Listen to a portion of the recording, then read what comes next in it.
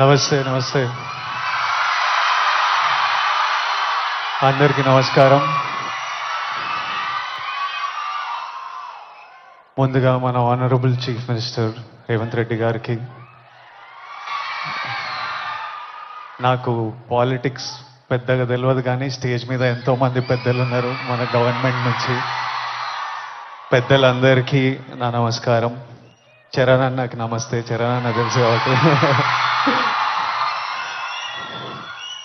International day against drug abuse అంటే ఇలాంటి day పెట్టే అవసరం కూడా వచ్చిందా వరల్డ్ ఓవర్?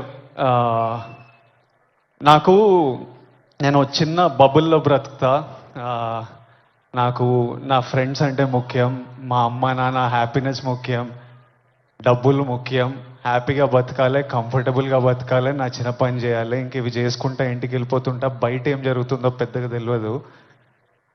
నేను వైజాగ్లో పోర్ట్లో ఒకసారి షూట్ చేస్తున్నప్పుడు అక్కడున్న పోలీస్ ఆఫీసర్ నన్ను కలిసి ఇలా యాంటీ డ్రగ్ క్యాంపెయిన్ గురించి ఒక బయట ఇవ్వమన్నారు. అవుట్ ఆఫ్ రెస్పెక్ట్ ఇచ్చినా కానీ ఇది ప్రాబ్లం, మా 100 ప్రాబ్లం ఉన్నప్పుడు దీనికి బయట ఏంటి అనుకున్నా.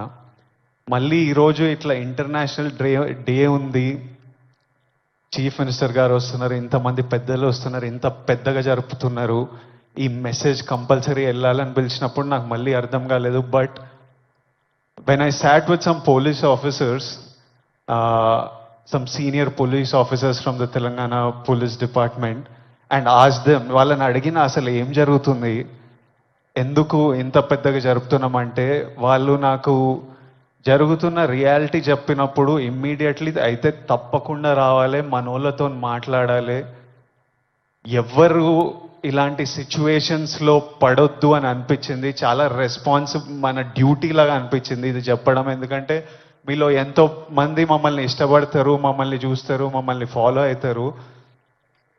మనకి మన హెల్త్ ముఖ్యం, మనమంతా హ్యాపీగా హెల్తీగా ఉండాలి కదా. హెల్త్ లేకపోతే ఏం చేయలేము లైఫ్లో.